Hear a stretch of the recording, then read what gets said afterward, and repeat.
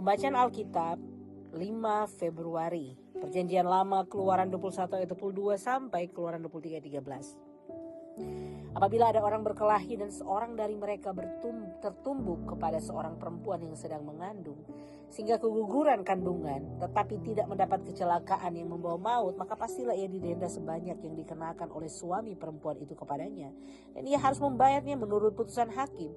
Tapi jika perempuan itu mendapat kecelakaan yang membawa maut, maka engkau harus memberikan nyawa ganti nyawa, mata ganti mata, gigi ganti gigi, tangan ganti tangan, kaki ganti kaki, lecur ganti lecur, luka ganti luka, bengkak ganti bengkak. Apabila seorang memukul mata budaknya laki-laki atau mata budaknya perempuan dan merusakkannya, maka ia harus melepaskan budak itu sebagai orang merdeka, pengganti kerusakan matanya itu. Dan jika ia menumbuk sampai tanggal gigi budaknya laki-laki atau gigi budaknya perempuan, maka ia harus melepaskan budak itu sebagai orang merdeka, pengganti kehilangan giginya itu. Apabila seekor lembu menanduk seorang laki-laki atau perempuan hingga mati, maka pastilah lembu itu dilempari mati dengan batu dan dagingnya tidak boleh dimakan. Tapi pemilik lembu itu bebas dari hukuman. Tapi jika lembu itu sejak dahulu telah sering menanduk dan pemiliknya telah diperingatkan tetapi tidak mau menjaganya, kemudian lembu itu menanduk mati seorang laki-laki atau perempuan, maka lembu itu harus dilempari mati dengan batu, tetapi pemiliknya harus dihukum mati. Jika dibebankan kepadanya uang pendamaian, maka haruslah dibayarnya segala yang dibebankan kepadanya itu sebagai tebusan nyawanya. Kalau ditanduknya seorang anak laki-laki atau perempuan, maka pemiliknya harus diperlakukan menurut peraturan itu juga. Tetapi jika lembu itu menanduk seorang budak laki-laki atau perempuan, maka pemiliknya harus membayar 30 shikal perak kepada tuan budak itu, dan lembu itu harus dilempari mati dengan batu. Apabila seseorang membuka sumur atau apabila seseorang menggali sumur dengan tidak menutupnya dan seekor lembu atau keledai jatuh ke dalamnya, maka pemilik sumur itu harus membayar ganti kerugian. Ia harus mengganti harga binatang itu dengan uang kepada pemiliknya, tetapi binatang yang mati itu menjadi kepunyaannya. Apabila lembu seseorang menanduk lembu orang lain sehingga mati, maka lembu yang hidup itu harus dijual, uangnya dibagi, dan binatang yang mati itu pun harus dibagi juga. Tetapi jikalau lembu itu terkenal telah sering menanduk sejak dahulu, dan walaupun demikian pemiliknya tidak mau menjaganya, maka ia harus membayar ganti kerugian sepenuhnya. Lembu ganti lembu, maka binatang yang mati itu menjadi kepunyaannya. Apabila seseorang mencuri seekor lembu atau seekor domba dan membantainya atau menjualnya, maka ia harus membayar gantinya, yakni 5 ekor lembu ganti lembu itu dan 4 ekor domba ganti domba itu. Jika seorang pencuri kedapatan waktu membongkaran ia dipukul orang sehingga mati, maka si pemukul tidak berhutang darah. Tapi jika pembunuhan itu terjadi setelah matahari terbit, maka ia berhutang darah. Pencuri itu harus membayar ganti kerugian sepenuhnya. Jika ia orang yang tak punya, ia harus dijual ganti apa yang dicurinya itu. Jika yang dicurinya itu masih terdapat padanya dalam keadaan hidup, baik lembu, keledai, atau domba, maka ia harus membayar ganti kerugian 2 kali lipat. Apabila seorang mengembalakan ternaknya di ladangnya atau di kebun anggurnya, dan ternak itu dibiarkannya berjalan lepas sehingga makan habis ladang orang lain, maka ia harus memberikan hasil yang terbaik dari ladangnya sendiri atau hasil yang terbaik dari kebun anggurnya sebagai ganti kerugian.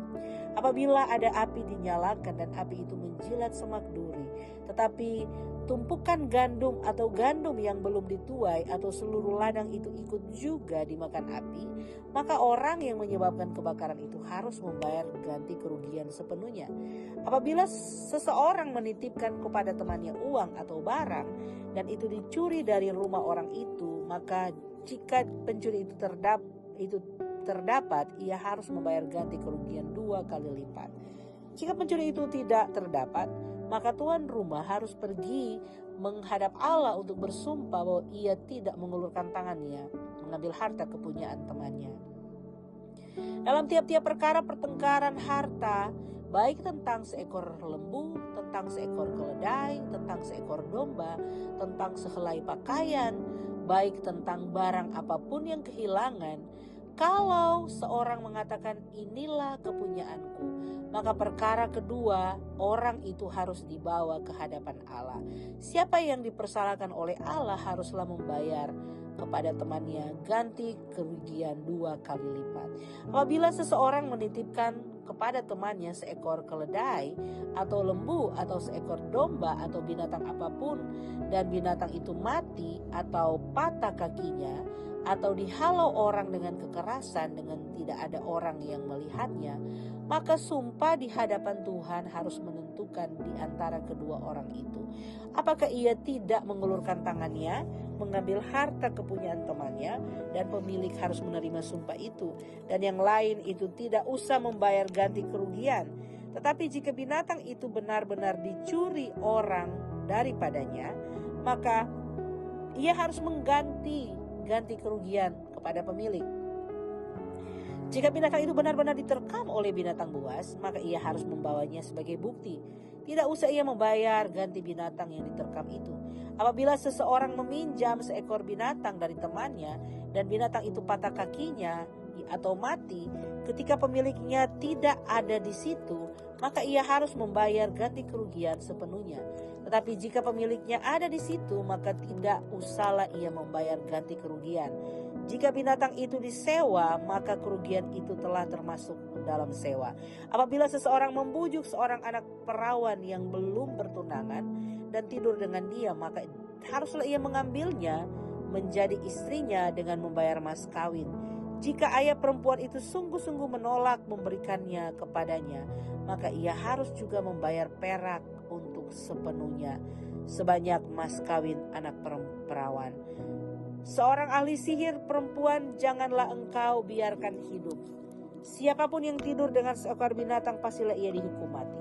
Siapa yang mempersembahkan korban kepada Allah kecuali kepada Tuhan sendiri, haruslah ia ditumpas. Janganlah kau tindas atau kau tekan seorang orang asing, sebab kamu pun dahulu adalah orang asing di tanah Mesir. Seseorang janda atau anak yatim janganlah kamu tindas. Jika engkau memang menindas mereka itu, tentulah aku akan mendengarkan seruan mereka. Jika mereka berseru-seru kepadaku dengan nyaring, maka murkaku akan bangkit dan aku akan membunuh kamu dengan pedang, sehingga istri-istrimu menjadi janda dan anak-anakmu menjadi yatim. Jika engkau meminjamkan uang kepada salah seorang dari umatku, orang yang miskin di antaramu, maka janganlah engkau berlaku sebagai seorang penagih hutang terhadap dia. Janganlah kamu bebankan bunga uang kepadanya. Jika engkau sampai mengambil jubah temanmu sebagai gadai, maka haruslah engkau mengembalikannya kepadanya sebelum matahari terbenam. Sebab hanya itu saja penutup tubuhnya, itulah pembalut kulitnya. Pakai apakah ia pergi tidur? Maka apabila ia berseru-seru kepadaku, dan aku akan mendengarkannya, sebab aku ini pengasih. Janganlah engkau mengutuki Allah, dan janganlah engkau menyumpahi seorang pemuka di tengah bangsamu. Janganlah lalai mempersembahkan hasil gandumu dan hasil anggurmu. Yang sulung dari anak-anakmu lelaki haruslah kau persembahkan kepadaku. Demikian juga harus kau perbuat dengan lembu sapimu dan dengan kambing dombamu. 7 hari lamanya anak-anak binatang itu harus tinggal pada induknya. Tetapi pada hari yang ke-8 haruslah kau persembahkan binatang-binatang itu kepadaku. Haruslah kamu menjadi orang-orang kudus bagiku. Daging ternak yang diterkam di padang oleh binatang buas janganlah kamu makan, tetapi haruslah kamu lemparkan kepada anjing. Janganlah engkau menyebarkan kabar bohong. Janganlah engkau membantu orang yang bersalah dengan menjadi saksi yang tidak benar. Janganlah engkau turut-turut kebanyakan orang melakukan kejahatan, dan dalam memberikan kesaksian mengenai sesuatu perkara janganlah engkau turut-turut kebanyakan orang membelokkan hukum. Juga janganlah memihak kepada orang miskin dalam perkaranya. Apabila engkau melihat lembu musuhmu atau keledainya yang sesat, maka segeralah kau kembalikan binatang itu. Apabila engkau melihat rebah keledai musuhmu karena berat bebannya, maka janganlah engkau enggan menolongnya. Haruslah engkau rela menolong dia dengan membongkar muatan keledainya. Janganlah engkau memperkosa hak orang miskin di antaramu dalam perkaranya. Haruslah kau jauhkan dirimu dari perkara dusta. Orang yang tidak bersalah dan orang yang benar tidak boleh kau bunuh. sebab aku tidak akan membenarkan orang yang bersalah. Suap janganlah kau terima, sebab suap membuat buta mata orang-orang yang melihat dan memutarbalikkan perkara orang-orang yang benar. Orang asing janganlah kamu tekan, karena kamu sendiri telah mengenal keadaan jiwa orang asing, sebab kamu pun dahulu adalah orang asing di tanah Mesir. 6 tahunlah lamanya engkau menabur di tanahmu dan mengumpulkan hasilnya. Tapi pada tahun ke-7 haruslah engkau membiarkannya dan meninggalkannya begitu saja, supaya orang miskin di antara bangsamu dapat makan. Dan yang ditinggalkan mereka haruslah dibiarkan dimakan binatang hutan. Demikian juga kau lakukan dengan kebun anggurmu dan kebun zaitunmu. 6 harilah lamanya engkau melakukan pekerjaanmu. Tetapi pada hari ke-7 haruslah engkau berhenti, supaya lembu dan keledaimu tidak bekerja, dan supaya anak budakmu perempuan dan orang asing melepaskan lelah. Dalam segala hal yang kufirmankan kepadamu haruslah kamu berawas-awas. Nama Allah lain jangan kamu panggil, jangan nama itu kedengaran dari mulutmu. Pembacaan dari Perjanjian Baru, Matius 24 ayat 1 sampai 28. Setelah itu Yesus keluar dari bait Allah lalu pergi. Maka datanglah murid-muridnya dan menunjuk kepada bangunan-bangunan bait Allah. Ia berkata kepada mereka, kamu melihat semuanya itu? Aku berkata kepadamu, sesungguhnya tidak satu batu pun di sini akan dibiarkan terletak di atas batu yang lain, semuanya akan diruntuhkan. Ketika Yesus duduk di atas bukit Zaitun, datanglah murid-muridnya kepadanya untuk bercakap-cakap sendirian dengan dia. Kata mereka, katakanlah kepada kami, bila manakah itu akan terjadi dan apakah tanda kedatanganmu dan tanda kesudahan dunia? Jawab Yesus kepada mereka, waspadalah supaya jangan ada orang yang menyesatkan kamu. Sebab banyak orang yang akan datang dengan memakai namaku dan berkata, akulah Mesias. Dan mereka akan menyesatkan banyak orang. Kamu akan mendengar deru perang atau kabar-kabar tentang perang. Namun berawas-awaslah, jangan kamu gelisah. Sebab semuanya itu harus terjadi, tetapi itu belum kesudahannya. Sebab bangsa akan bangkit melawan bangsa dan kerajaan melawan kerajaan. Akan ada kelaparan dan gempa bumi di berbagai tempat. Akan tetapi semuanya itu barulah permulaan penderitaan menjelang zaman baru. Pada waktu itu kamu akan diserahkan untuk disiksa, dan kamu akan dibunuh dan akan dibenci semua bangsa oleh karena namaku. Dan banyak orang yang murtad dan mereka akan saling menyerahkan dan saling membenci. Banyak nabi palsu akan muncul dan menyesatkan banyak orang, dan mereka makin bertambahnya kedurhakaan. Maka kasih kebanyakan orang akan menjadi dingin, tetapi orang yang bertahan sampai pada kesudahannya akan selamat. Dan Injil kerajaan ini akan diberitakan di seluruh dunia menjadi kesaksian bagi semua bangsa. Sudah itu barulah tiba kesudahannya. Jadi apabila kamu melihat pembinasa keji berdiri di tempat kudus menurut firman yang disampaikan oleh Nabi Daniel, para pembaca hendaklah memperhatikannya. Maka orang-orang yang di Yudea haruslah melarikan diri di pegunungan. Orang yang sedang di peranginan di atas rumah janganlah ia turun untuk mengambil barang-barang dari rumahnya. Dan orang yang sedang di ladang janganlah ia kembali untuk mengambil pakaiannya. Celakalah ibu-ibu yang sedang hamil atau yang menyusukan bayi pada masa itu. Berdoalah supaya waktu kamu melarikan diri itu jangan jatuh pada musim dingin dan jangan pada hari Sabat. Sebab pada masa itu akan terjadi siksaan yang dahsyat seperti yang belum pernah terjadi sejak awal dunia sampai sekarang, dan yang tidak akan terjadi lagi. Dan sekiranya waktunya tidak dipersingkat, maka dari segala yang hidup tidak akan ada yang selamat. Akan tetapi oleh karena orang-orang pilihan waktu itu akan dipersingkat. Pada waktu itu jika orang berkata kepada kamu, lihat Mesias ada di sini atau Mesias ada di sana, jangan kamu percaya. Sebab Mesias-Mesias palsu dan nabi-nabi palsu akan muncul, dan mereka akan mengadakan tanda-tanda yang dahsyat dan mujizat-mujizat sehingga sekiranya mungkin mereka menyesatkan orang-orang pilihan juga. Camkanlah, aku sudah mengatakan terlebih dahulu kepadamu. Jadi apabila orang berkata kepadamu, lihat ia ada di padang gurun, janganlah kamu pergi ke situ. Atau lihat ia ada di dalam bilik, janganlah kamu percaya.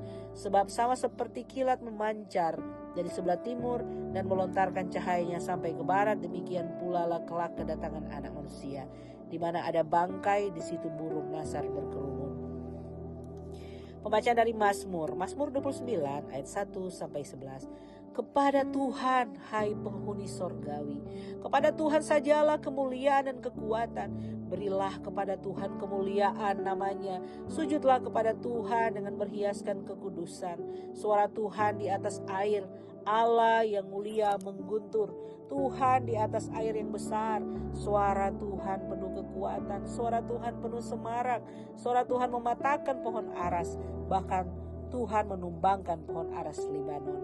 Ia membuat gunung Libanon melompat-lompat seperti anak lembu dan gunung Sirion seperti anak banteng. Suara Tuhan menyemburkan nyala api. Suara Tuhan membuat padang gurun gemetar. Tuhan membuat padang gurun Kadesi gemetar. Suara Tuhan membuat beranak rusa betina yang mengandung. Bahkan hutan digundulinya. Dan di dalam baitnya setiap orang bersuruh hormat. Tuhan bersemayam di atas air bah. Tuhan bersemayam sebagai raja untuk selama-lamanya. Tuhan kiranya memberikan kekuatan kepada umatnya. Tuhan kiranya memberkati umatnya dengan sejahtera. Pembacaan dari Amsal. Hikmat hari ini. Amsal 7 ayat 6 sampai 23. Karena ketika suatu waktu aku melihat-lihat dan kisi-kisiku dari jendela rumahku, kulihat di antara yang tak berpengalaman, kudapati di antara anak-anak muda seorang teruna yang tidak berakal budi, yang menyeberang dekat sudut jalan, lalu melangkah menuju rumah perempuan semacam itu. Pada waktu senja, pada petang hari di malam yang gelap, maka datanglah menyongsong dia seorang perempuan berpakaian sundal dengan hati licik, cerewet, dan lihat perempuan ini kakinya tak dapat tenang di rumah. Sebentar ia di jalan dan sebentar di lapangan. Dekat setiap tikungan ia menghadang. Lalu dipegangnyalah orang teruna itu dan diciumnya. Dengan muka tanpa malu berkatalah ia kepadanya, aku harus mempersembahkan korban keselamatan dan pada hari ini telah ku bayar nasarku itu. Itulah sebabnya aku keluar menyongsong engkau untuk mencari engkau, dan sekarang ku dapatkan engkau. Telah ku bentangkan permadani di atas tempat tidurku, kain lenan beraneka warna dari Mesir. Pembaringanku telah kutaburi dengan mur, gaharu, dan kayu manis. Marilah kita memuaskan berahi hingga pagi hari dan bersama-sama menikmati asmara. Karena suamiku tidak di rumah, ia sedang dalam perjalanan jauh. Sekantong uang dibawanya, ia baru pulang menjelang bulan purnama. Ia merayu orang muda itu dengan berbagai-bagai bujukan. Dengan kelicinan bibir ia menggodanya. Maka tiba-tiba orang muda itu mengikuti dia seperti lembu yang dibawa ke pejagalan, dan seperti orang bodoh yang terbelenggu untuk dihukum. Sampai anak panah menembus hatinya, seperti burung dengan cepat menuju perangkap, dengan tidak sadar bahwa hidupnya terancam. Demikian bacaan Alkitab hari ini.